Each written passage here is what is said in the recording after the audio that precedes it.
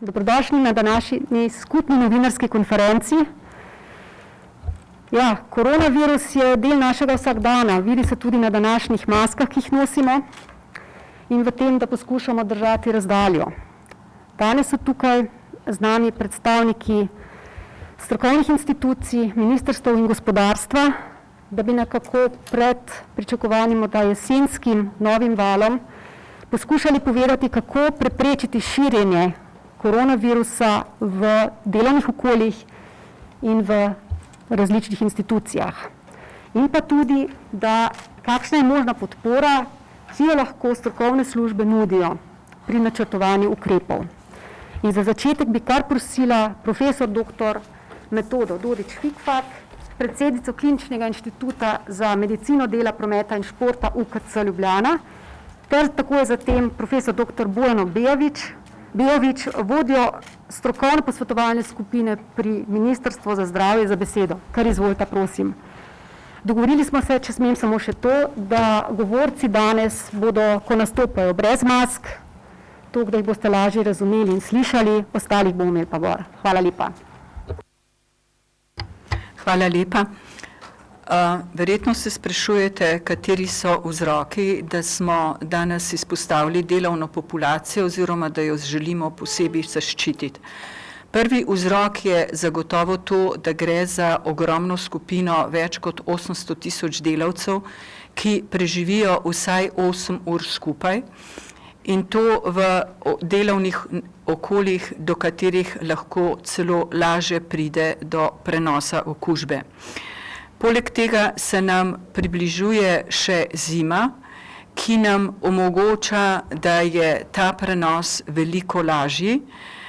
Vedeti namreč moramo, da se po zimi število odsotnih delavcev z delovnih mest, tudi če ni novega koronavirusa, da se to število delavcev v tem letnem času močno poveča.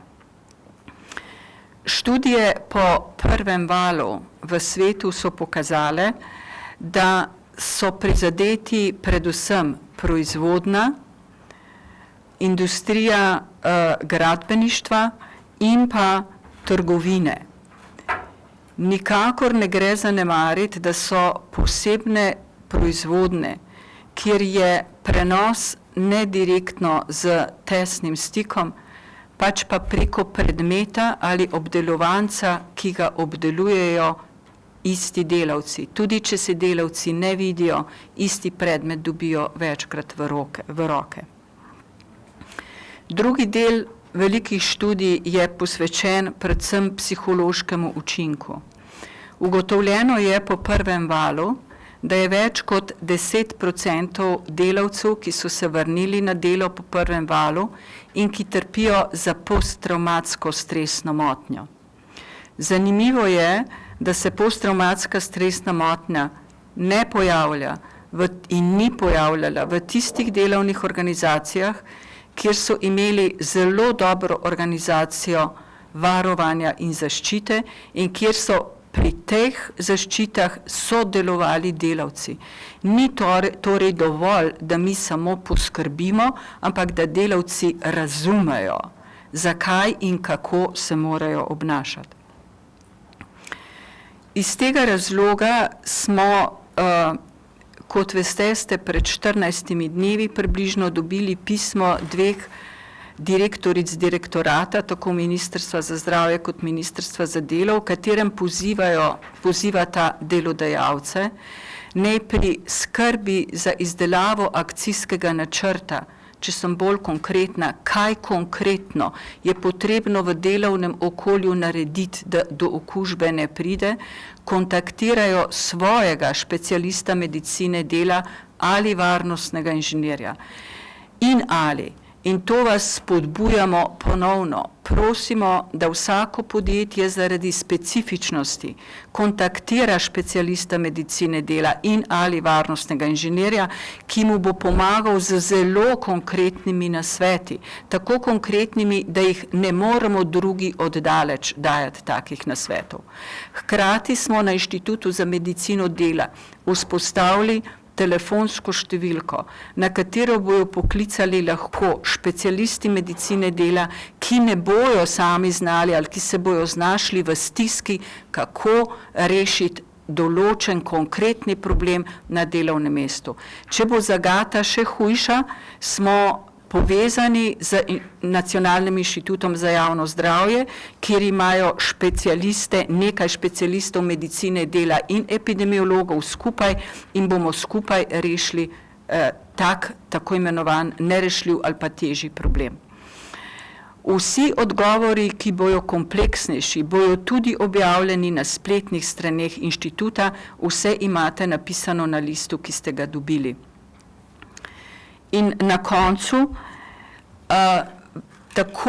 že v času epidemije, proglasitve zaključka epidemije, smo s pomočjo Gospodarske zbornice Slovenije na Kliničnem inštitutu za medicino dela posneli 12 primerov dobrih praks po Sloveniji.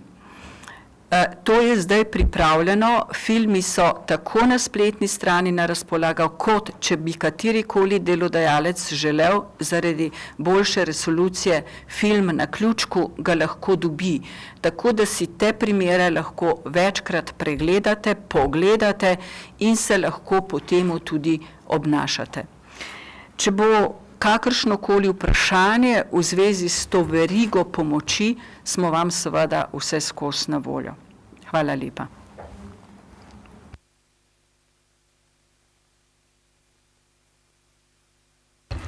Lepo pozdravljeni in hvala za priložnost, da sem tukaj z vami. Večino konkretnih stvari je že povedala profesor Dodič Fikfak, takih povezanih z preprečevanjem prenosa okužbe na delovnem mestu, kako bi organizirali način dela, da bi do okužb prihajalo v čim manjši meri. Slovenija vstopa v to jesensko obdobje, ki je na eni strani povezano z bolj intenzivnim druženjem ljudi, zbiranjem ljudi na delovnih mestih v šolah, na drugi strani pa z vremenskimi razmerami, ki pospešujejo širjenje virusa, pravzaprav v sorazmerno slabem stanju. Kot veste, število primerov v zadnjih dneh kar močno narašča. Gre za posledice širjenja okužb, ki so bile predtem prejšnjih tednih unešene iz tujine. Pravzaprav se nam en tak vzorec ponavlja že tretjič. Prvič je bilo v marcu z vnosi iz Italije in potem širitvijo, potem z vnosom iz Zahodnega Balkana v začetku poletja, ponovno potem širitvijo v Sloveniji in sedaj je bil ta vnos v avgustu, pretežno z Hrvaške, kot veste, zelo masiven in temu razumljivo sledi obsežnejši ta notranji val, ki smo mu trenutno priča. Po podatkih epidemiologov, ki se ukvarjajo s posameznimi primeri in skušajo kontakte zamejiti s karantenami, so ti manjši izbruhi povezani z druženjem ljudi, zasebnim druženjem, pretežno mladih ljudi, ampak v ospredje pa prihajajo stiki na delovnih mestih, kar je seveda razumljivo. Dopustov je konec, ljudje so se množično vrnili na delovna mesta in kot je omenila že profesor Dodič Fikfak, delež populacije, ki je v Sloveniji na delovnih mestih, seveda je ogromen, je bistveno večji kot delež ljudi, ki so recimo v šolah, tudi okolja so bistveno bolj heterogena in ni mogoče dati nekih takih splošnih navodil, kot so jih skrbno čez poletje pripravili za šole. Šole so vendarle tudi sicer bolj regulirano, bolj enotno okolje. Tako da to, da bodo res potekale in da se bodo izvajali vsi ti ukrepi za preprečevanje prenosa okužb na delovnih mestih, je izjemno pomembno. Pomembno je v širšem kontekstu, namreč trenutno se število hospitaliziranih počasi povečuje. Sorazmerno počasi, nismo še priča temu navalu na bolnišnice, kot smo ga bili priča v marcu in potem v aprilu, čeprav seveda ta naš naval zaradi pravočasnih ukrepov ni bilo tako velik kot v Italiji. Ampak ni pa prav nobenega razloga, da se nam ne bi situacija, kot je bila recimo na severu Italije, zgodila v jesenskih mesecih pri nas, če ne bomo pravočasno in res energično ukrepali. Tako obsežno širjenje seveda pomeni zaustavljanje zdravstva, se pravi dostopnost do zdravstva se bo ponovno poslabšala, ker mi imamo lahko prostore in aparature, nimamo pa kadra, da bi vzporedno zdravili toliko več bolnikov, ki jih lahko ta epidemija, če je prepuščena sama sebi, prinese. Seveda pa lahko pride tudi do zaustavljanj določenih dejavnosti, zlasti tistih, kjer je veliko kontakta z ljudmi, kar seveda tudi ni zaželjeno. In seveda potem so še te konkretne posledice, kadar se zgodi eno širjenje okužbe v enem določenem podjetju. Ljudje, ki so bili v stiku, morajo seveda za to, da se prepreči še nadaljne širjenje v karanteno, kar seveda vpliva na delovni proces. Tako da si predstavljam, da je prav vsak delodajalec v bistvu zelo, zelo motiviran, da uredi razmere na način, da bo do teh okužb prihajalo v čim manjšem možnem obsegu. Tako da toliko za uvod, potem pa seveda, če imate kakšno vprašanje, kako bi se dalo kaj urediti, lepo prosim. Hvala lepa. Kakšne so izkušnje gospodarstva in kakšne so pričakovanja? O tem bi danes pregovorila generalna direktorica Gospodarske zbornice Slovenije, gospa Sonja Šmuc, in pa gospod Branko Meh, predsednik Obrtno-podjetniške gospodarske zbornice. Hvala lepa vsem, da ste prišli ob tej pomembni temi danes k nam, tako govorcem kot predstavnikom medijev. Veste, da smo vsi vstopili v novo realnost, maske, razkuževanja, razdalja so in bodo še kar lep čas podoba nove normalnosti, v kateri pač mora življenje teči dalje.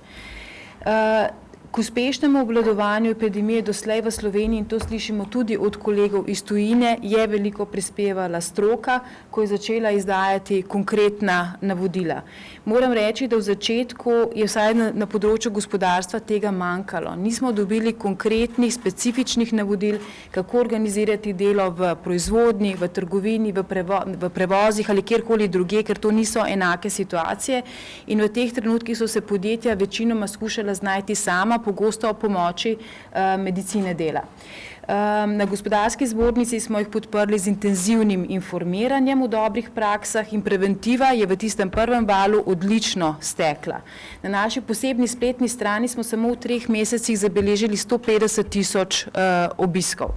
Niso bili vsi vezani samo na zdravstveno preventivo, ampak ta je bil pomemben segment, s katerim smo podjetja obveščali, kako se lahko prilagodijo.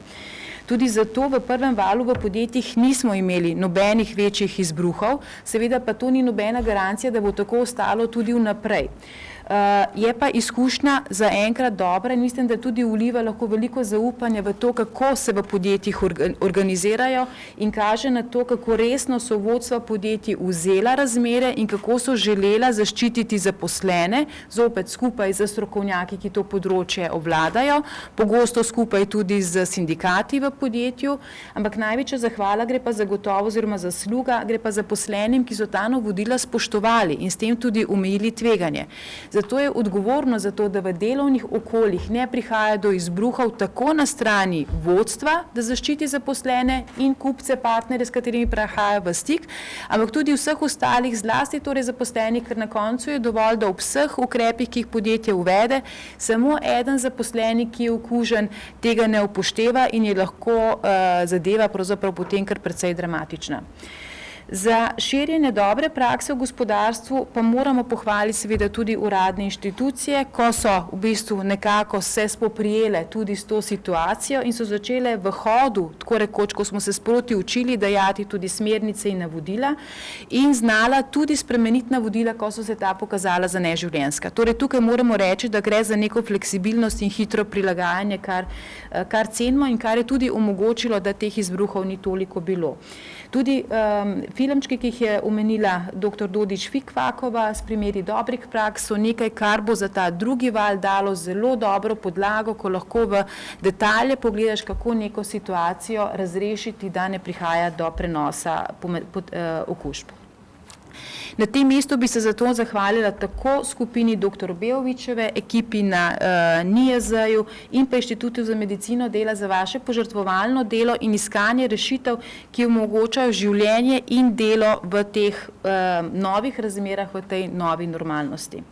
Pričakujemo pa tak fokus tudi za naprej, torej, da se bodo iskali ukrepi, ki so seveda smotrni, ki varujejo zdravje, ampak so hkrati tudi racionalni in da zagotavljajo čim večjo varnost, pri čemer pa skušajo biti taki, da v najmanjši možni meri ovirajo poslovanje in pa življenje prebivalcev. Sicer se nam bo zdravstvena kriza, ki se je že prelila tudi v gospodarsko krizo, preoblikovala še v socialno krizo in to v globoko socialno krizo. Temu se lahko izognemo samo s hitrim okrevanjem gospodarstva in zavedanjem, da si vnovičnega zapiranja gospodarstva preprosto ne moremo privoščiti, ne v Sloveniji, ne v Evropi. Zato je tako pomembno, da stroka in gospodarstvo in vlada iščemo rešitve, ki preprosto povejo, taka je sedaj situacija, znotraj te moramo delovati preventivno in skušati živeti in delati čim bolje normalno naprej. Če za hip pogledamo k podatkom, veste, da če ste na gospodarski zbornici, vas moramo opremiti tudi s kakšnimi številkami, ne. Slovenski BDP, veste, ta zadnje podatke v zadnjem četrtletju padel kar za tretjino, zaradi česa smo zdrsnili v recesijo, vendar pa to v tem trenutku ni nič posebnega, ker je tako tudi povsod, tako rekoč povsod drugod v Evropi. Vprašanje, kaj se bo zgodilo v naslednjem, torej konkurenčnost držav se bo izkazovala, kako hitro bomo v naslednjih četrtletjih in v naslednjem letu izplavali ven iz situacije, v kateri smo trenutno. Podatki, ki jih imamo na gospodarski zbornici, na osnovi analiz in anket, ki smo jih opravili med člani, kažejo, da slovensko gospodarstvo pričakuje okoli 10 do 15% padec prodaje v letošnjem letu, kar je morda celo nekoliko manj, kot smo se bali v drugem četrtletju. Negotovost je še vedno zelo visoka, vendarle pa so obeti nekoliko boljši. Že 4 mesece zapovrstjo se indeks gospodarske klime raste. Avgusta je bil na mesečni ravni celo za 11 odstotnih točk višji, tako da lahko rečemo, da se optimizem vrača. So pa pred nami meseci, ko moramo skušati nadoknaditi to, kar smo izgubili in kar nam je odnesla prva polovica leta. Zdaj pa, če mi za trenutek dovolite, kaj pa nam je odnesla ta prva polovica leta, nam je odnesla tisto, kar nas najbolj boli. 13.000 delovnih mest pripisujemo, da je odnesla epidemija v Sloveniji in bi bila ta številka še bistveno višja, če ne bi bilo zelo odločnih in hitrih ukrepov vlade. Je pa spodbudno to, da zaposlenost v zadnjih mesecih se ohranja in če se bodo podporni ukrepi nadaljevali in okrepili zlasti na področju razvojnih oddelkov, s čimer bi zavarovali tudi našo prihodnost, lahko pričakujemo okrevanje pri zaposlovanju v naslednjem letu. Zaključila bi pa rada z opozorilom, da dobivamo novo epidemijo. Epidemijo neoskrbe. To, kar nas trenutno skrbi v povezavi z zaposlenimi in prebivalstvom, in je bilo danes na tej novinarski konferenci tudi omenjeno, je dostopnost zdravstvenih storitev za prebivalstvo. Čakalne dobe, ki so bile problem že pred epidemijo, so se izredno podaljšale, pogosto tudi nerazumno, ne glede na koronske razmere. Mnoge ambulante so po izkušnjah prazne, ker zdravniki ne sprejemajo več pacientov v enakem obsegu kot pred epidemijo. Uvedene zdravstvene procedure postavljajo ovire, ki neposredno poslabšujejo zdravje državljanov. Niso več redki primeri, o katerih tudi mediji poročate, ko odrasli, celo otroci, po več ur, lahko tudi dan ali dva, čakajo na zdravstveno oskrbo, ker morajo predtem opraviti test na koronavirus. V tem času lahko njihovo zdravstveno stanje pride tudi v kritično. Govorimo o ljudeh, otrocih z zlomljenimi udi, z zastrupitvami salmonelo in z ostalimi primeri. Mislim, da smo državljani pokazali visoko stopnjo odgovornosti do zdravstvenega sistema, ko smo bili upozorjeni, da bo kolapsiral, če se ne bomo odgovorno vedli, in smo pristopili in bili pripravljeni biti tudi nekaj tednov doma, da zavarujemo zdravstveni sistem in s tem sebe. Pričakujemo pa in ocenjujemo, da je pa odgovornost zdravstvenega resorja, da pa upraviči spoštovanje, ki ga prebivalci izkazujemo do slovenskega zdravstva, zato ocenjujemo, da mora Ministrstvo za zdravje nemudoma pristopiti k reševanju teh najbolj ključnih in akutnih problemov današnjega časa. Hvala.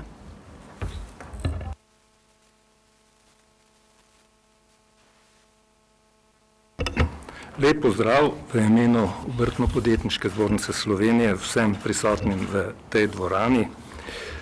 Ko smo obrtniki in podjetniki bili seznanjeni, kaj se dogaja v Kitajski z koronavirusom, smo mislili, to je nekje oddaljeno, to se nas ne more dotakniti.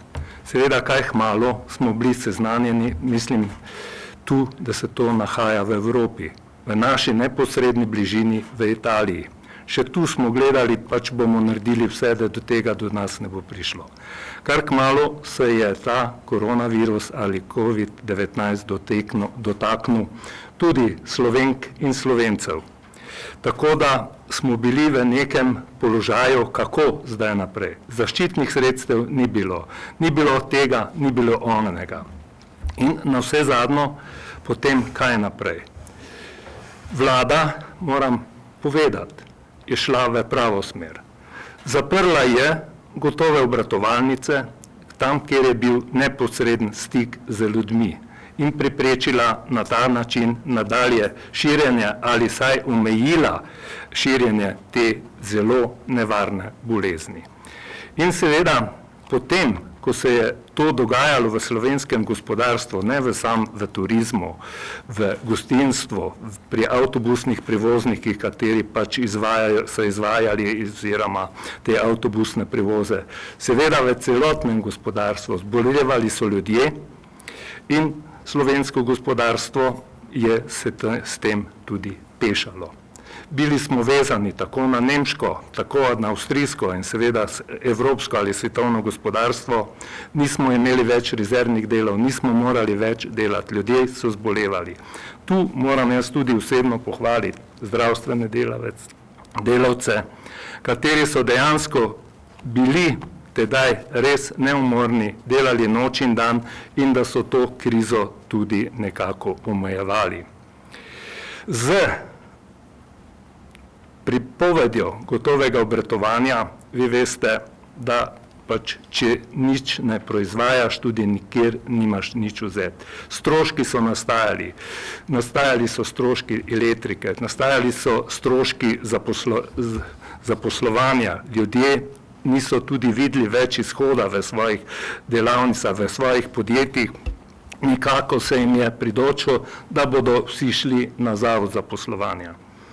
Tu pa moram reči, je odigrala ta vlada izredno vlogo, priskočila nam na pomoč z čakanjem na delo, katero je še vedno zdaj tudi uporabno in še vedno tudi zelo dobrodošlo za krepitev slovenskega gospodarstva, da ne rečem malega gospodarstva. In seveda subvencioniranje krajšega delovnega časa, na kar smo pa na Obrtno-podjetniški zbornici Slovenije izredno ponosni, da je tako kot predsednik vlade, kot ostala ministrstva nam prisluhnili, ker nekako so bili iz vsega tega izvzeti, se pravi, samozaposleni. To je naša najbolj ranljiva skupina obrtnikov in priskočili so nam na pomoč celo več, kot smo sami mislili, da je sploh možno doseči. Dosegli smo, da smo skupaj lahko z vlado, da so dobili ti ljudje plačane prispevke in seveda tudi temeljni osebni dohodek. S tem, ko je država z odlokom naredila to, da so zaposleni imeli, se pravi, plačane prispevke, tudi da je podjetje in 80% osebnega dohodka, smo obdržali delovna mesta. Če ne bi bila ta, kar je gospa Sunja Šmuc dejala, ta številka na Zavodu za zaposlovanje bila mnogo večja. Veste, pri obrtnikih, podjetnikih ni enostavno reči, bomo dali ljudi, zaposlene na Zavod za zaposlovanje. Ni. Zakaj ne? Zato, ker več let živijo te ljudje s podjetjem, se spoznavajo, so vešči svojega dela in seveda takega človeka je težko dati na zavod, se dobi drugo službo in zopet si na istem, da je treba te ljudi zopet na novo učiti. Zato je izredno pomembno, da smo obdržali ta delovna mesta. Kar se dotika obrtno-podjetniške zbornice, smo odigrali veliko vlogo. Mi smo odprli vse naše informacijske sisteme za vse, se pravi tudi nečlane in člane, in tudi naši svetovalci so svetovali tako nečlanom in članom. Naših ogledov v tem času je bilo 1.200.000 in ko smo vsi mislili, da bo upad tega članstva, se je na zbornico nekako včlanilo 500 novih članov, na kar smo izredno ponosni in to se pravi, da smo delali v pravo smer. Zelo moram pohvaliti tudi gospo Bejovičevo z svojimi temi, kaj je dajala napotke, kako se naj podjetja ravnajo in seveda moram pohvaliti tudi gospoda Kreka, katera smo bila vse skozi v navezi. Vsak dan so bila vprašanja, kako zdaj, kako z prihod meje, kako omejevanje v gostinstvo, kako tu in smo skupaj reševali te probleme in tudi marsikatero dejavnost, ko je bila zaprta, smo skupaj z NIJZ in vsemi temi inštitucijami uspeli, da smo skupaj našli rešitev in da se je prečasno se te dejavnosti tudi odpirale. Seveda pa s tem ni končana zgodba. Vi veste, da je ta koronavirus še vedno prisoten. Da imamo med nami ljudi, kateri govorijo, da niso zaščitna sredstva potrebna. Da pač je to lari-fari, nošenje mask, da je to vse skozi nepotrebno. Ampak veste, jaz sem po poklicu mizar. Meni je zelo težko govoriti, kdo, kako, kaj se dogaja, se pravi, ali pa tudi kot podjetnik. Vse skozi sem deloval na tem področju, vem, kako deluje leska, kako deluje vse te zadeve v obrtništvu in podjetništvu. Zelo težko pa se spuščam na raven medicine. In enkrat vselej bomo morali v tej Sloveniji nekako upoštevati medicinsko stroko in če dogovorijo, da je potrebno nosenje mask, da se zajezi ta korona oziroma COVID-19, da je potrebno razkuževati roke, da je treba imeti razmak 1,5 metra, verjemite mi, da bo to treba tudi počasi upoštevati. Ne glede, kaj nam govori ustava, kaj nam narekuje gotovi zakon, da pravi, da to ni potrebno. Mogoče res ni potrebno, ampak ljudje, če se borimo za to, da želimo izkoreniniti se pravi, to bolezen, potem bomo morali veliko narediti tem, da bomo začeli upoštevati to, kar nam stroka narekuje in seveda tudi, da bomo začeli spoštovati en drugega. Ni vseeno, da sem sam jaz zdrav, važno je tudi, da je kolega zdrav.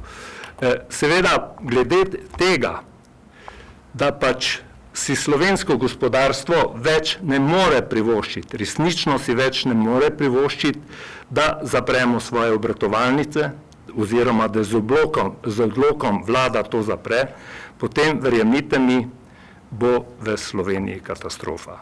Potem pa ne bo več čakanja na delo, ampak vsi ti ljudje se bodo nekako znašli na Zavodu za zaposlovanje. To pa ni v interesu ne vlade, ne zdravstvenih inštitucij, predvsem pa ne slovenskega gospodarstva. Zato želimo, da vlada in seveda, da sprejema takšno zakonodajo, da spodbuja rast slovenskega gospodarstva in seveda, da upoštevamo vse te zaščite, katero nam narekuje stroka. Le tako bomo lahko izkoreninili to bolezen in seveda vsi v pričakovanju tega cepiva, upam, da bo to čim prej, da bomo res lahko normalno delali, kot smo delali pred to, se pravi, COVID-19.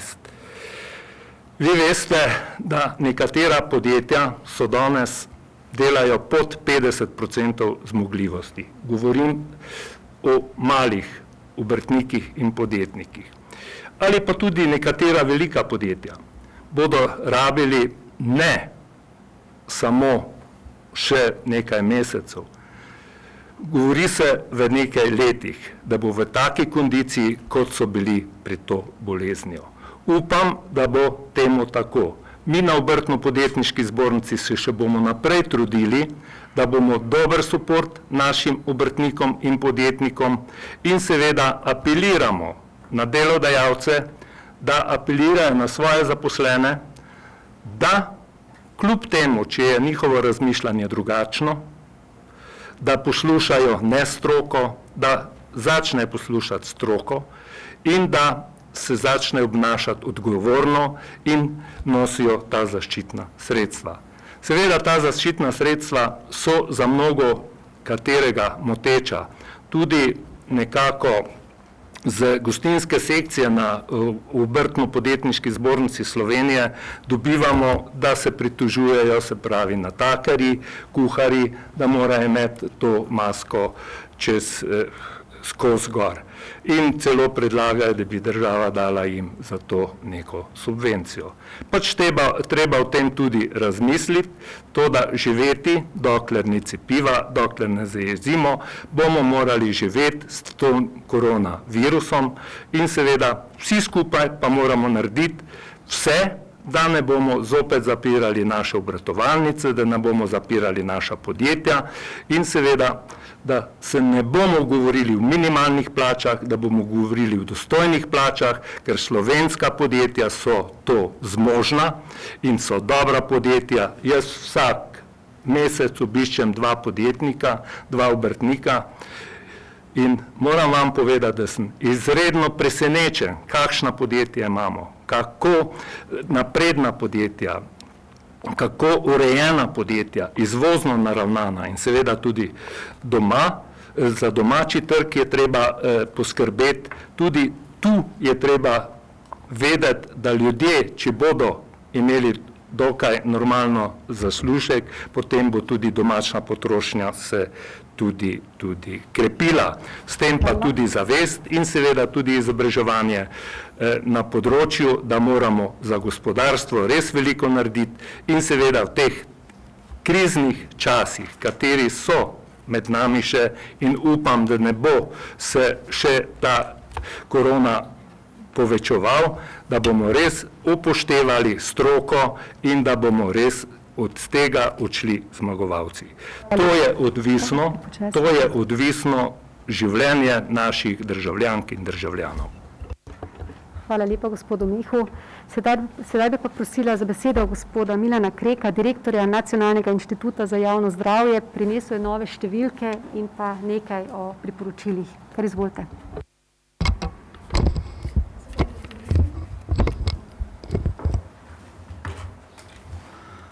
Ja, dobro jutro, dober dan. Za nas je že kar orek dan. Mi smo po polnoči izvedeli, da imamo 55 novih pozitivnih in to nam je dalo slabo spanje, vsaj to. Kot vidite, za to mizo sedimo ljudje, ki se dnevno slišimo, dnevno pomagamo en drugemu in to je tisto, kar je tudi prinesel ta COVID, da smo začeli sodelovati, da drugače sprejemamo en drugega in da mogoče, jaz si zelo želim, da bomo veliko bolj cenili en drugega. Kajti vsa ta grožnja je vedno zelo boleča za vsakega od nas. Zdaj, če vam brez številk seveda, da boste videli, kje smo, je seveda nemogoče delati.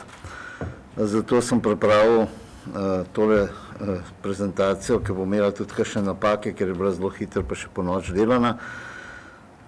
Žal pač sem delal tole prej so nove številke prišle, prej je bila 41, danes imamo 55. Če vidite, ampak kaj je zelo pomembno na tej krivulji, ko morate vedeti. Če gledate prvo krivuljo, ki je šla z relativno slabimi ukrepi, če se spomnite na začetku, mnogi smo takrat opozarjali, da stvari ne grejo dobro, je šla strmo navzgor. In smo dosegli do nekega, ta plato smo potem dosegli zato, ker smo sprejeli zelo močne ukrepe in smo potem počasi začeli drseti navzdol.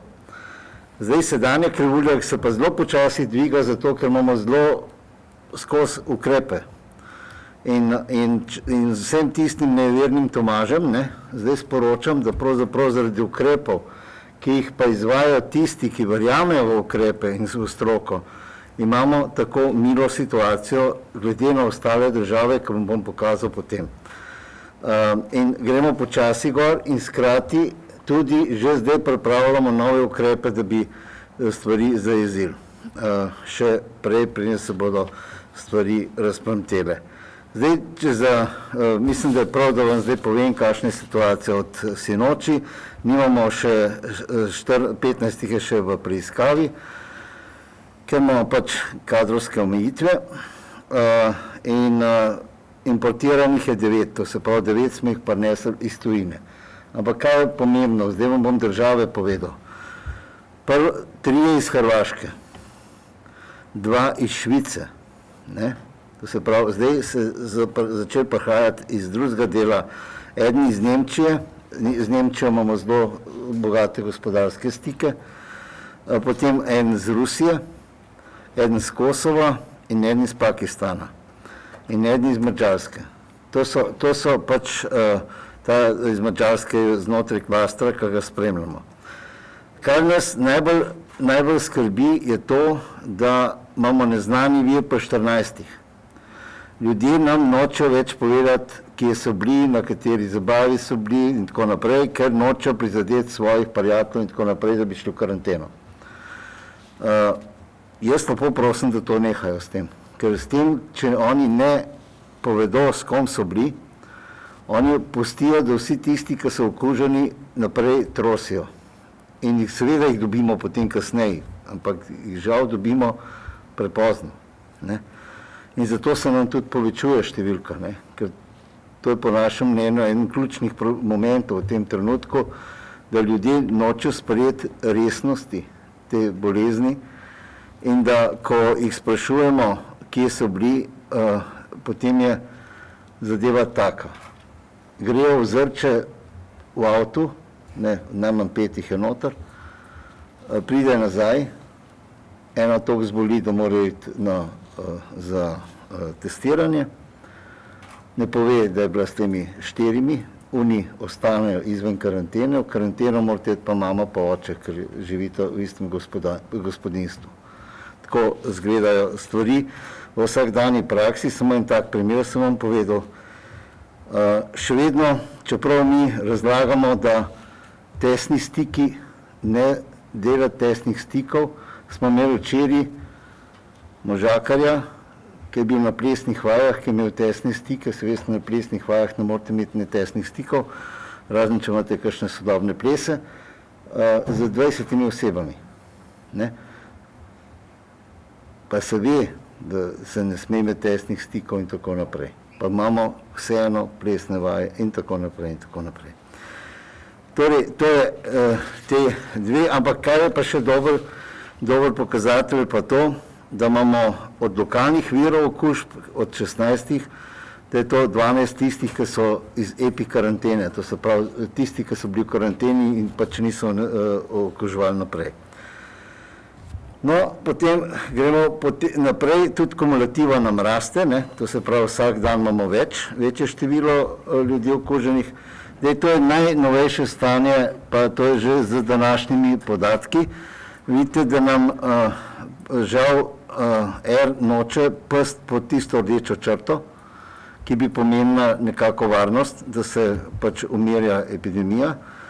Celo en rahel dvig je, ne, sicer na drugi decimalki, in nam kaže, in počas smo že na 23, na zadnjih 14 dnevih na 100 000, kar nas uvršča med rumene države. Tole je ta 23, ne, kamor nas uvršča. Potem bi pa zdaj vam nekaj držav pokazal, teh naših sosed, da boste videli, kako izgleda. Tole je Avstrija, ne, ki ima tudi svoj val, kot vidite, ne, in ima ne številko 20, ampak 42.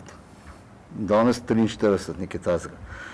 To se pravi, Avstrija gre, ima tudi en tak, bom rekel, zadnje čase trend, ki ni glih najboljši za nas, ker so oni naši sosedje, in seveda imamo močno komunikacijo na severni meji. Potem Italija. Italija dolgo časa obvladovala zadeve zelo dobro. V zadnjem času nas je že prehitela, so na 25-26, bi lahko rekel, in je njihov žal, ta epidemiološka slika ni ravno najlepša in trend in gre naprej. Potem je Črna Gora. S Črno Goro smo imeli že čisto odprto sceno, ker so bili oni zeleni, mi smo bili zeleni, imeli smo že letalsko povezavo, vse smo to ustvarili. Ampak potem je prišlo do neke tekme, tisti, ki ste fuzbalsko zelo izobraženi, veste, katere v Beogradu, in so Črnogorci preko Bosne šli v Beograd, ker preko srbsko-črnogorske meje niso mogli iti, ker je bila zaprta. In so prinesli nazaj to, kar so prinesli, in je v tem trenutku situacija taka, da so dejansko Črnogorci, to je pa nočno delo, ja. Črnogorci so žal zdaj, so te videli pa na enem drugem slajdu, zelo visoko. Madžarska se je tudi dvigala nad prvi val. In Madžarska je zaprla meje, to veste, ne. Ni to nekaj velikega, ampak tudi Madžarska je postala rumena in mislim, da imamo v Evropi samo še 2 državi zeleni, ki sta pod 10.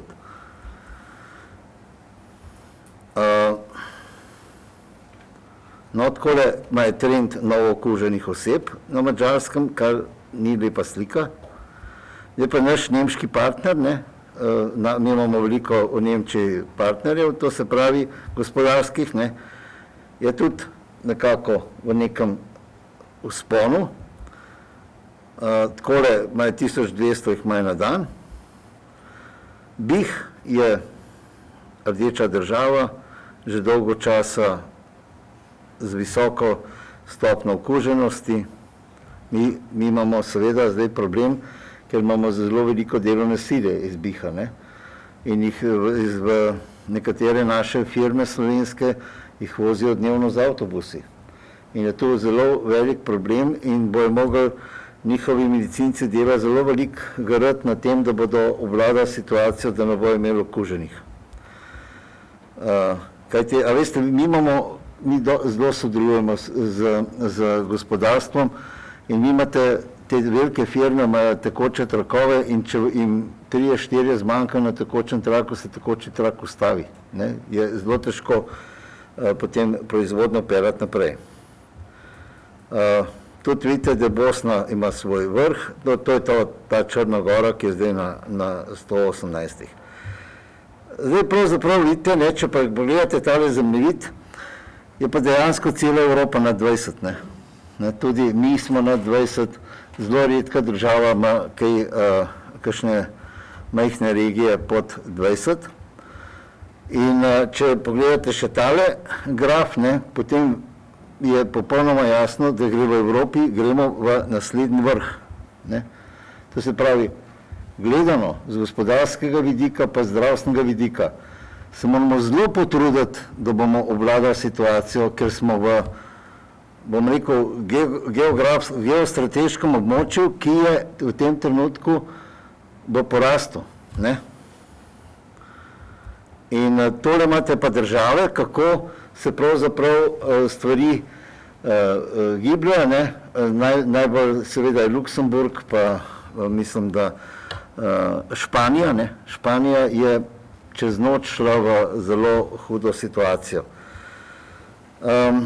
Vse države se zdaj borijo, kako zmanjšati okužbo. Belgija je bila pred časom v zelo veliki krizi, se tudi z njimi menimo Nemci in tako naprej. In brez truda ni tu ničesar in brez sodelovanja ni ničesar. Zdaj mi smo na Nacionalnem inštitutu, bomo sam par takih stvari pokazal. Ne. Recimo za prevoz smo naredili cel kup dokumentov, zdaj so tudi za šolski prevoz in tako naprej še dodatni dokumenti, ki jih lahko, to so tako zvana higienska priporočila. Potem imamo storitvene dejavnosti, od frizerskih poklicev do vseh mogočih drugih poklicev. Moram reči, da smo zelo garali, da smo se usklajevali ob 3 ponoči. Jaz sem zjutraj, ko sem šel v službo iz Pirana odprl, pa so bili še zmeraj na GoToMeetingu, moji kolegi, ki so te stvari pisali. In seveda smo pa vse to delali tudi z ljudmi, ki delajo v tej praksi, da smo se čim bolj približali zadeve. Pa imamo še ostalo celo vrsto. Skratka, zelo veliko imamo teh dokumentov, kjer jih lahko tudi predvsem malo gospodarstvo z veliko koristjo lahko uporabi. Zdaj še tole vnosi po državah. Največ vnosov smo dobili iz Hrvaške. Seveda, naša soseda. Ampak jaz moram povedati, to niso bili Hrvati. To so bili Slovenci, ki so bili na dopustu na Hrvaškem in so prihajali nam gor. Nazaj so se vračali. Potem BiH je pravzaprav največ, in pa Srbija, to so ljudje, ki so pri nas redno zaposleni, največkrat v gradbeništvu in v drugih dejavnostih, železnica in tako dalje, in so prišli nazaj. Tudi v zdravstvu jih veliko dela iz BiH-a in iz Srbije, pa Kosovo tudi. Potem se nam pa zdaj v zadnjem času, ko se je slabša situacija v Evropi, so se nam začeli pojavljati Avstrijci, Nemčija, Italija in tako naprej. Tudi Francija, ki relativno vmes imamo že še Italijo, pa vseeno, in Madžarska, Rusija, smo že na začetku imeli tudi ZDA, Poljska in tako naprej. To so samo vnosi od 1.6., to se pravi, govorim o drugem valu. Če pa gledate vnose iz sosednje Hrvaške, to vam pa zato prikazujem, da boste videli, ko smo mi, prvo je šlo rast navzgor, če vidite, da je šla pravzaprav skoraj eksponentna rast okuženih z Hrvaške, no in ko smo pa režim na meji naredili na novo, bom rekel, mnogim bom rekel, neprijetno, ker so se mogli pač iti v karanteno, ko so se vračali, ampak smo pa radikalno znižali število vnosov iz Hrvaške. To je pa bil naš cilj. O maskah ne bi rad govoril, ker me vedno lovite za besedo, ampak bi pa vam rekel, da maske so sestavni del zaščite ostale. In zdaj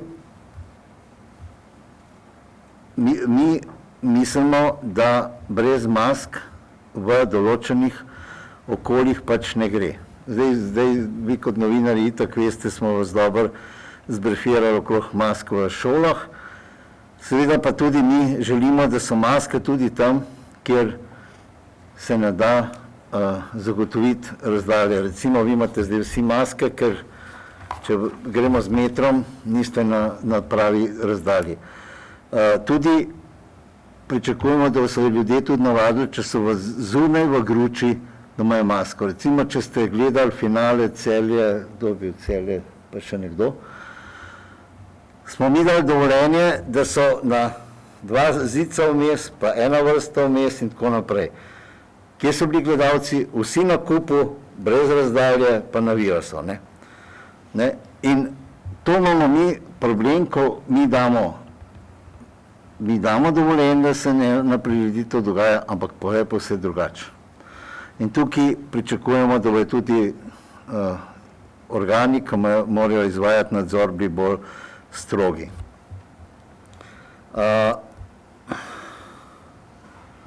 Ja, tole so pa čist najnovejši podatki, zato sem zamudil, ker smo jih zbirali še danes. V glavnem, gledajte, če pogledamo število okuženih po dejavnostih v podjetjih, to se pravi nedefiniranih podjetjih, jih imate 587 iz podjetij. Tam, ker nimamo podatka, pač nimamo podatka, potem so DSO-ji, to so domovi za upokojence, za ostarele. Potem imate bolnišnice. Mi imamo zelo veliko profesionalnega, bom rekel, zaposlenih, prizadetih s COVID-om v bolnišnicah in v DSO-jih, kar ni dobro. Mi že tako imamo zelo malo kadra, tako v DSO-jih, kot v bolnišnicah in v zdravstvu. Prej je predsednica imela en par besed na to temo. Ampak če bomo mi še zgubljali z karantenami in tako naprej, a veste, če en zdravnik, ki je bil v kontaktu, ne vem, s 15 sodelavci, zboli, potem gre 15 ljudi ven iz sistema, ne eden, 15. No, potem imate na univerzi 139, potem imate osnovna šola 90, trgovina 82 in tako naprej. A veste, dostakrat govorijo trgovina, v trgovini se ni noben okužil. 82 jih imate iz trgovine. Ampak ob tem, da računamo, da jih pa 555 ni še izjasnjeno vse, to se pravi, tudi tam je kakšna trgovka vmes. Torej, če pogledate tukaj gor, vsaj te, ki jih je večina, so zelo, zelo dejansko ne moramo izvzeti nekega polja, kjer ni bilo okuženih. Bo šel naprej, bo. No, pa glede na delovni status, če gledate, pa imate recimo, to je oskrbovanec, pa upokojenka, ti so najbolj prizadeti, potem je pa medicinska sestra, leta 170 medicinskih sester po poklicu. Potem imate brezposelni 93, pisarniški referent 91, študentov 85, pa še 67 zraven, imate študentka pa študent. Potem imate dijakov 57, zdravnikov 49, prodajalcev 47, in tako naprej. To so stvari se še malo podvajajo, zato ker jih nismo še skupaj zložili, ampak lahko vidite, da je tudi v vseh poklicih, da ni kakšnega poklica, ki bi bil prizadet, ker imam še tukaj še potem še celo vrsto, ki jih je pa v manjšem številu. Torej gre predvsem za to, da ni več vprašanje, kaj bo država naredila za nas, ampak kaj bomo mi naredili za državo, če parafraziram Kennedyja. In mi lahko, virus lahko ustavimo samo ljudje z pravilnim obnašanjem. To je ključno. In problem je v tem, da moramo vedeti, da sovražnik ni Milan Krek iz NJZ-ja, ampak naš sovražnik je virus, skupni virus. In naša akcija mora teči proti temu. Sicer na spletu boste videli čisto drugačne. In zdaj, če se mi kot ljudje postavimo v vlogo, da se zavedamo, da lahko samo mi z svojim obnašanjem, ali pa ne samo mi, pa bomo rekel, v veliki večini samo mi, z svojim obnašanjem, za spremembo svojega vedenja, vzpostavimo pogoje, da virus ne more prehajati iz človeka na človeka. Pa ne bo to v delovni organizaciji, ali na avtobusu, ali v šoli, ali doma. Tudi doma je treba vedeti. Zato je treba zdrževati distanco 1,5 metra. Navaditi se morate. Jaz še danes, ko pridem, kam mi hoče roko dojeti. In ko jo odmaknem, se vsi malo tako zdrznejo. Ampak moramo se navaditi, ni več rok, jih ni več, gotovo. Objemanja ni več, razen seveda tistih intimnih in tako naprej, da ne bomo zdaj govorili, da ni nobenih, ne? Ampak dejansko ne morete se z nekom pozdravljati, tako kot smo se včasih poljubljali in tako naprej. Tega ni več. To je treba pač zbrisati z dnevnega reda. Maska v skupini, maska na avtobusu, maska na vlaku, to je nujno potrebno. Maska na delovnem mestu. Tam, ko imate vi 3-4 v eni sobi, soba ni prezračevana, nikaj morate imeti masko gor. Drugače vas ne bo nič zaščitilo. To je dodatni element maska. Potem, kada zbolite, ne, ostani doma, ne hodi bolan v službo. To je bilo težko naučiti tudi zdravnika, ne. Ampak tako je, ne. Ne sme se hoditi bolan takrat, ko si bolan, pokličeš in tako naprej. Ne hodi bolan na delovno mesto, ker lahko okužiš kompletno podjetje. Mi smo imeli primer, ko je dama prišla iz Zrč, se 2 dni lepo kavo kuhala kompletnemu tistemu nadstropju, potem smo pa cel nadstropje 14 ljudi dali karanteno, pa njo v izolacijo. Potem je pa še ena tale aplikacija, ne, jaz ne vem, če jo imate, jaz jo imam gor, bi bo to zdaj naredil, mi ne bo, upam. To je ta aplikacija Ostani zdrav, to je ključna zadeva, da nam zmanjšate probleme pri iskanju. Ta aplikacija deluje tako, da jo imam jaz zdaj gor naloženo, če je kdo od vas tukaj noter pozitiven in ima naloženo kodo, bom jaz večer zvedel, ko bom odprl, ne bo modro, ampak bo rdeče. In bom vedel, da sem bil v bližini z nekom, ki je bil okužen. In bom zato lahko šel na testiranje čez 2 dni po vseh navodilih, ki so noter, in bom na ta način ustavil razvoj virusa. Virus se lahko samo razvija, če skače od enega do drugega. Če ne more skočiti, umre. To je pač njegov ciklus končan.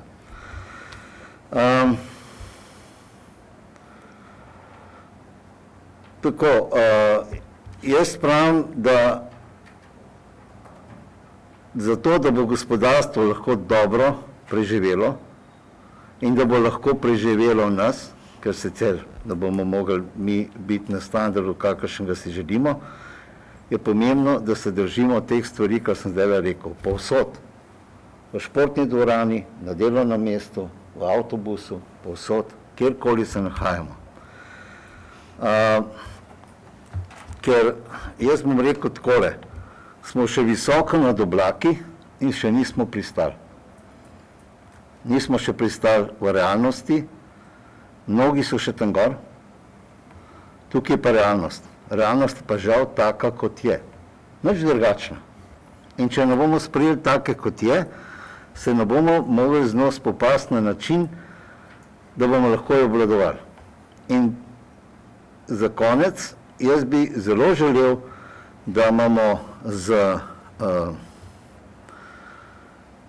gospodarstveniki še naprej tako dobre odnose, da še naprej iščemo skupne točke in da so oni pri svojem delu in pri obvladovanju tega COVID problema v podjetjih še tako dobri.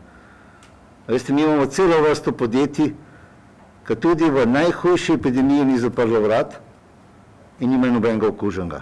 Ampak pejte noter, temperature vam merijo, vse gre po postopku, po regulih in že na vhodu selekcijo naredijo, da ne pride do okužbe znotraj sistema in pa tudi znotraj. In to je naša nova realnost. Brez te nove realnosti ni mogoče gospodarstva gnati naprej, ni mogoče zmanjšati škodo in tako naprej. Ni mogoče šole. Vi morate vedeti, če nam bo šlo takole naprej, kot nam gre zdaj, bomo imeli zelo velike težave v zdravstvu. Predsednica je lepo rekla, nimamo čakalne dobe, ono tretje. Če nam bojo, danes imamo 26 hospitaliziranih, ne? pa 4 jih imamo na respiratorjih. Ne? Če bomo šli to gor, mi bomo mogli zapirati bolnišnice, zato da bomo prestrukturirali bolnišnice, da bojo COVID postale. Mi bomo mogli iz intenzivnih oddelkov potegniti ekipe, zato da bojo na COVID oddelkih. Mi ne bomo mogli kirurgijo furati, mi ne bomo mogli internistike furati in se bo medicina ustavila in se nam bojo čakalne dobe spet podaljšale. Zato še enkrat, če se bomo mi obnašali tako, kot je treba, potem bomo imeli zdravstvo. Če se mi ne bomo tako obnašali, bomo imeli probleme. Isto za šole, ko ste me spraševali novinarji, vam še enkrat ponovim, včeraj sva bila skupaj. Šola smo postavili tako, da imamo balone. Vsak razred je balon zase. In če se v tem balonu nekaj zgodi, mi lahko selekcijo ven potegnemo in rečemo, ta razred gre v karanteno, šola deluje naprej. Če mi teh balončkov nimamo noter, potem moramo zapreti celo šolo. Če moramo zapreti celo šolo, potem je 400 do 500 mam ali pa očetov na bolniški. Ima gospodarstvo problem, ker ne more pač teči. Zato je tako pomembno, ko me sprašujete, zakaj moramo imeti maske. Zato, da bomo boljše preživeli. Bolj, ko se bomo držali pravil, lepše bomo živeli in lepše bomo lahko to krizo šli skozi. Bolj, ko se bomo šli, to, kar je že moj sosed povedal, ne znanstvenih pristopov, večje težave bomo imeli in teže nam bo. In nobenemu od nas, vsaj meni, ni do tega, da živim še v težjih okoliščinah, kot sem sedaj. Zato želim, da živim v boljših okoliščinah. Ampak kaj moram za to narediti, sem vam povedal, zelo malo. Distanca, higiena, ta napravca, ki ti pove, a si bil s komu v stiku, ali nisi bil, in po pameti, in pa masko gor takrat, kot je treba. Tako, Hvala lepa. jaz bi tukaj zaključil. Tako. Ja, najlepša hvala, zelo sem vesela, da sem danes tukaj z vami. Moram reči, da sem preverila, midva z Milanom sva glede aplikacije Ostani zdrav ok. Na vsakih 24 ur se preverja aplikacija, tako da bomo videla, koliko časa bova tako ostala. Ne? Zdaj, v Sloveniji smo se uspešno spopadli z epidemijo COVID-19. Je pa res, da je pred nami novo, morda še zahtevnejše obdobje pri obvladovanju širjenja COVID-19. Pred nami so zimski meseci, v katerih so razmere za širjenje različnih respiratornih okužb bolj ugodne. Tudi danes pravzaprav opažamo, da so prostori majhni, težko vzdržujemo razdalje, zračenje je lahko težavno, tako da je zares pomembno, da se pa držimo tistih ukrepov, ki pa jih lahko na sorazmerno preprost način tudi izvedemo. Res bi poudarila, da k sreči v Sloveniji popolnega lockdowna dejansko nismo imeli. Če primerjate, kako so pravzaprav otroci, cele družine bili zaprti v stanovanjih več tednov v Španiji, kako so se pravzaprav popolnoma ustavljale cele industrije, pri nas pa je nekaj podjetij vendarle delovalo. Res je, da smo sicer imeli nekatere storitve, ki so bile praktično zaprte in že danes izpostavljene samostojne podjetnike, vendar pa dejansko tistega popolnega lockdowna k sreči nismo imeli nikoli in upam, da ga tudi zares ne bomo imeli. Smo država na prepihu, Italija v prvem valu, Balkan v zdajšnjem valu, izjemno krhki smo. Smo majhni, krhki in je zelo pomembno, kaj se dogaja tudi v naši okolici in seveda, kako se obnašamo mi sami. O virusu danes res vemo več, smo boljše opremljeni, tudi boljše osveščeni, nekatere rutine so že vzpostavljene, nošnja mask, umivanje rok in razkuževanje, vzdrževanje razdalje. Ko bomo imeli cepivo, bomo lahko tudi aktivno zniževali breme virusa v okolju. Potem uporaba mobilne aplikacije, to je orodje, uporabimo ga, na vse zadnje imamo ravno za to takšna orodja. Ne dvomim, da si vsi želimo, da bi z nujnimi prilagoditvami življenje potekalo čim bolj nemoteno, bo pa to mogoče le, če se bomo priporočil dosledno držali in bili odgovorni in solidarni do sebe in drugih. Ena od prioritet je gotovo ta, da ne hodimo bolni v službo. To je odgovorno do nas samih, pa tudi do drugih. Čim bolj nemoten potek delovnega procesa je želja delodajalcev in zaposlenih, ki pa so pomemben člen pri preprečevanju širjenja okužbe. Delodajalci imate dejansko že obilo izkušenj pri načrtovanju ukrepov na delovnih mestih, saj je delo v marsikateri panogi zares potekalo nemoteno tudi v času prvega vala. Moram reči, da sem imela v tem času priložnost poznati nekaj odličnih praks. In moram reči, da imamo odlična podjetja, ljudi, ki se trudijo, imamo tudi vodstva, ki ne vodijo samo z umom in razumom, ampak tudi srcem in ne le menedžeriranje, pač pa tisto vodstvo z vzgledom in enakovrednimi odnosi se je tudi v času korone izjemno izkazalo. Ključno je, da so v katerokoli ukrepe in načrtovanje vključeni zaposleni. To je še zlasti posebej pomembno pri uvajanju večjih sprememb v organizaciji dela. Potem imamo tukaj delo na domu. Delo na domu je lahko dobra rešitev v nekaterih primerih, ima pa seveda tudi svoje omejitve, ki jih je dobro poznati in upoštevati. Nacionalni inštitut za javno zdravje in Klinični inštitut za medicino dela, prometa in športa ter tudi pooblaščeni specialisti medicine dela, prometa in športa ter varnostni inženirji zadolženi za pripravo navodil in priporočil ter tudi nasvetov za ravnanje v specifičnih situacijah v konkretnih delovnih okoljih so se zelo izkazali in na tem mestu bi se jim res zahvalila, ker mislim, da ste opravili izjemno delo. Ministrstvo za zdravje spremlja situacijo in želi tudi v prihodnje prisluhniti predlogom delodajalcev ter ukrepe na državni ravni oblikovati tako, da bi bilo omogočeno čim bolj nemoteno in varno poslovanje. Resnično želimo biti v pomoč in podporo posameznikom, pa tudi seveda družbi. Mi se bomo trudili, da bomo agilni, prilagodljivi epidemiološki situaciji. Morali bomo pa dejansko sodelovati, mi vsi, in tudi vaša pomoč, pomoč novinarjev je pri ozaveščanju populacije ključna. Dejansko bomo morali poskrbeti ne samo zase, ampak tudi eden za drugega. Korona, to smo zdaj že vsi opazili, je izjemno požrešna, golta denar, pa tudi živce, žal tudi življenja.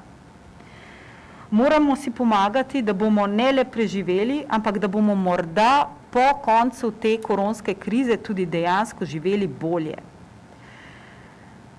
Sistem ne obstaja sam, sistem je vsak od nas v sistem nekaj prispeva. Prioritete, čas za drugega, pomen zdravstva in sociale, skrb za drugega ne le jaz in moje osebno udobje, pač pa tudi skrb za drugega sta ključne. Jaz si ne želim poostrenih ukrepov. Resnično si ne želim zapiranja države samo zato, ker nekateri bolj cenijo svoje udobje, kot to, da zaščitijo drugega. Vem, da lahko jaz žrtvujem svoje udobje, tudi otroke in sebe cepim zato, da je lahko kdo drug, ki tega ne sme, zmore, necepljen. Podobno velja za masko. Maska, ki jo nosim, ne ščiti toliko mene, kot ščiti vas. Če pa vi nosite masko, pa ščitite tudi mene in jaz in vi ščitiva eden drugega.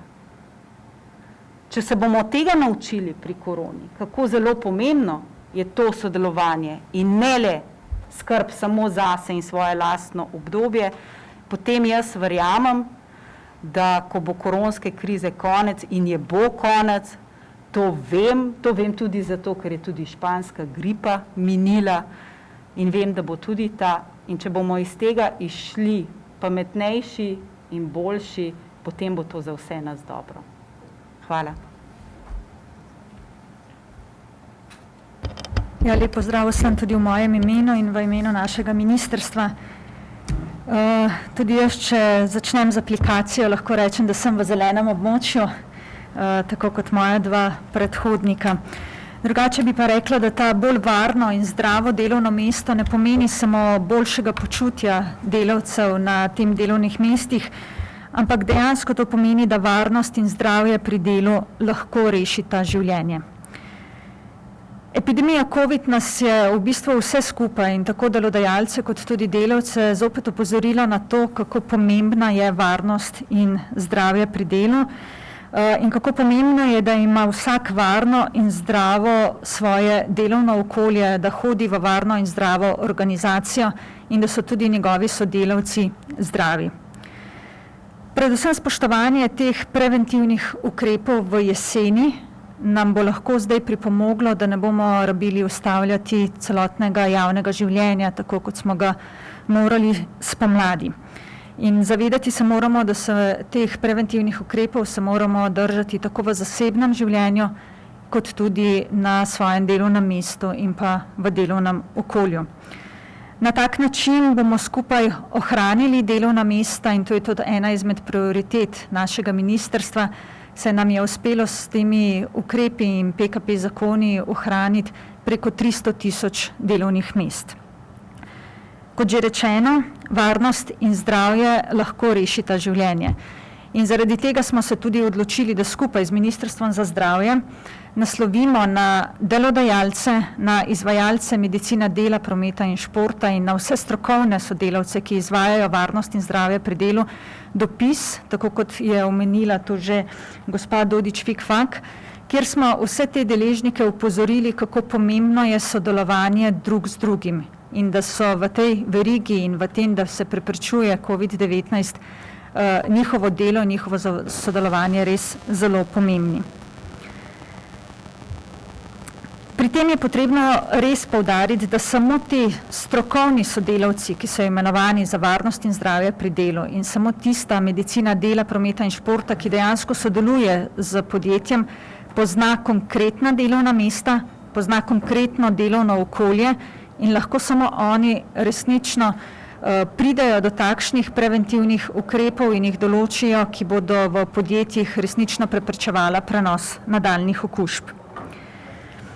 COVID-19 je bil za vse nas nekaj novega in verjamem, da smo se v prvem valu marsikaj naučili in zaradi tega bi želela tudi s stališča našega ministrstva, Ministrstva za delo, družino, socialne zadeve in enake možnosti, predvsem poudariti, kaj je tukaj tako zelo pomembno. In sicer delodajalci morajo najprej tisti, ki še nimajo, res imenovati vse strokovne sodelavce za varnost in zdravje pri delu in morajo tudi zagotoviti, da vse zdravstvene ukrepe v zvezi z varnostjo in zdravjem pri delu izvaja izvajalec medicine dela. Delodajalci morajo potem skupaj s temi strokovnimi sodelavci in skupaj z medicino dela revidirati svojo izjavo o varnosti z oceno tveganja. Kajti COVID-19 je neko novo tveganje, ki ga je potrebno zaznati v vsakem delovnem okolju in je potrebno tudi spisati oziroma določiti ukrepe, ki preprečujejo, da bi se ta okužba širila in pa predvsem, ki omogočajo, da bi se delavci na svojih delovnih mestih počutili varne. Tretje, kar je zelo pomembno, je, da se pri tej reviziji, kot je že bilo rečeno, delodajalci obrnejo na izvajalce medicine dela, prometa in športa, saj so oni tisti, ki poznajo njihovo delovno okolje in njihova delovna mesta. In pa tukaj se tudi ne sme pozabiti na zaposlene. Tudi zaposleni morajo biti tukaj vključeni pri tej reviziji in tudi oni lahko pomagajo s svojimi ukrepi. To je tudi naslednja točka, ki je zelo pomembna in sicer informiranje vseh zaposlenih. Strah, ki je bil prisoten v spomladanskem času, je predvsem izhajal iz te nevednosti. iz tega, da tako zaposleni kot tudi delodajalci in tudi vsi mi in strokovna javnost ni veliko vedela o tem virusu in v bistvu je vedno tako, da te je strah nečesa, česar ne poznaš. Zdaj, v zdajšnjem času je ta virus že bistveno bolj poznan in naloga na delodajalcih je, da zaposlene čim bolj informira v zvezi s tem, da jih obvesti o tem, da je naredil revizijo, da je ocenil novo tveganje, da ga je prepoznal in da jim tudi pove, na kakšen način oziroma da jim pove, da je njihovo delovno mesto varno in kakšne ukrepe je vse sprejel za to, da je njihovo delovno mesto varno. In pa zadnje, kar pa je pa tudi to, da ta revizija te izjave ne sme ostati samo na papirju, ampak jo morajo tako delodajalci kot delavci striktno upoštevati in tudi izvajati. Na našem ministrstvu smo vzpostavili tudi posebno stran na naši spletni strani, kjer odgovarjamo na vsa vprašanja delodajalcev in tudi delavcev v zvezi z posameznimi tveganji, v zvezi s tem, kako ravnati, če pride do določene situacije. In tukaj odgovarjamo tudi v sodelovanju z Inšpektoratom Republike Slovenije za delo in bomo to tudi še naprej izvajali. Na koncu bi v bistvu še enkrat to ponovila, ker sem že rekla, da varnost in zdravje pri delu lahko rešita življenje. In to poudarja tudi Mednarodna organizacija dela, ki je Svetovni dan varnosti in zdravja pri delu v letošnjem letu poimenovala Ustavite pandemijo, saj varnost in zdravje pri delu lahko rešita življenje. Hvala.